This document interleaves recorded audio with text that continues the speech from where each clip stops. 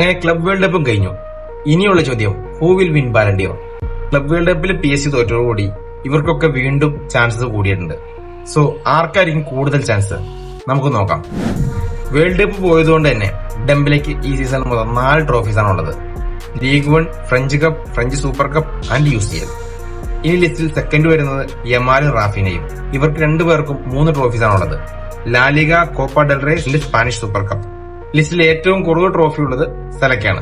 അപ്പോ ഈ കാറ്റഗറിയിലെ clear winner ഡെംബലയാണ്. എന്നാൽ ഇൻഡിവിജ്വൽ സ്റ്റാറ്റ്സിൽ സലയ്ക്ക് 34 ഗോളും 23 അസിസ്റ്റും, അങ്ങനെ മൊത്തം ടോട്ടൽ 57 ഗോൾ കോൺട്രിബ്യൂഷൻസ് ഉണ്ട്. ഈ ലിസ്റ്റിൽ സെക്കൻഡ് വരുന്നത് റാഫീനയാണ്. 34 ഗോളും 22 അസിസ്റ്റും, അങ്ങനെ മൊത്തം 56 ഗോൾ കോൺട്രിബ്യൂഷൻസ് ആണ് പുള്ളിക്കുള്ളത്. ലിസ്റ്റിൽ തേർഡ് വരുന്നത് ഡെംബലയാണ്.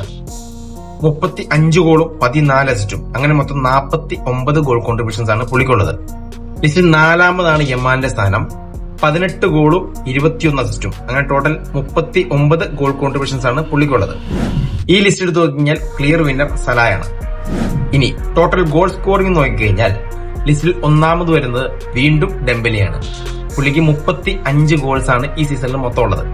സെക്കൻഡ് സ്ഥാനം വരുന്നത് മുഹമ്മദ് സലാഖാണ്. 34 ഗോളാണ് പുള്ളി ഈ സീസണിൽ അടിച്ചിരിക്കുന്നത്. തേർഡാണ് റാഫീന വരുന്നത്.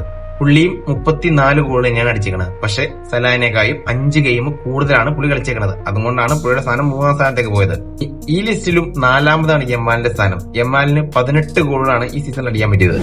ക്ലബ് വേൾഡ് കപ്പ് പോയിട്ടും ഏത് ലിസ്റ്റ് എടുക്കുമ്പോഴും ഡെംബലേക്ക് തന്നെയാണ് ഇപ്പോഴും മുൻതൂക്കം. ഇതിലെ ഒരു ഇൻട്രസ്റ്റിംഗ് ഫാക്ട് എന്താണെന്ന് വെച്ച് കഴിഞ്ഞാൽ, ഏത് ലിസ്റ്റ് എടുത്താലും ഇവരുടെയൊക്കെ താഴെയാണ് യമാലിന്റെ സ്ഥാനം എന്നുള്ളതാണ്. പക്ഷെ ഏറ്റവും കൂടുതൽ ചർച്ച ചെയ്യപ്പെടുന്നതും പുള്ളിയുടെ പേരാണ്. Anyway, let's see who will win Ballon d'Or.